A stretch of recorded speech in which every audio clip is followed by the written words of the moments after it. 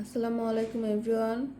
আমার এভরিডে এক সুন্দর সময় শুরু হয়ে যায় মার সাথে, মা নাস্তা নাস্তা নাস্তা, বাট ম্যাক্সিমাম সময় মা নিজে বানায় রাখে খুবই ইয়াম্মি কোনো কিছু দেখে একদম মন ভালো হয়ে যায়।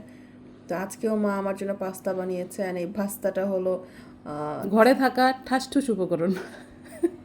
যা যা ঠাসঠুস বাসায় ছিল এই সেটা যে দিয়ে সসেজ আছে, যে সসেস। গ্রিল চিকেন আমি গ্রিল করে রাখি চিকেন, ওই গ্রিল আর চিকেনটা এটা বানার মেক করা হয়েছে হচ্ছে মিল্ক আর টমেটো সস, এই দুইটা দিয়ে মানে মানে পাস্তাটা সিদ্ধ করে নিয়ে দুধ জ্বালানো ছিল, ওই দুধের মধ্যে দিয়ে এটা করি। ক্রিমি পাস্তাটা শুধু দুধ, যে আমার লিকুইড দুধ যেটা আমরা রেগুলার খাই, বাচ্চারা খাই, ওই যে দুধটা ছিল, ওই দুধটা পাস্তা মানে সিদ্ধ করে পানিটা ফেলে দিয়ে দুধের মধ্যে দিয়ে দিয়েছি, টমেটো সস দিয়েছি, ম্যাগি মশলা, তারপরে এই গ্রিল চিকেন ছিল আর সসেস দিয়ে হয়ে গেছে যে ক্রিমি পাস্তা।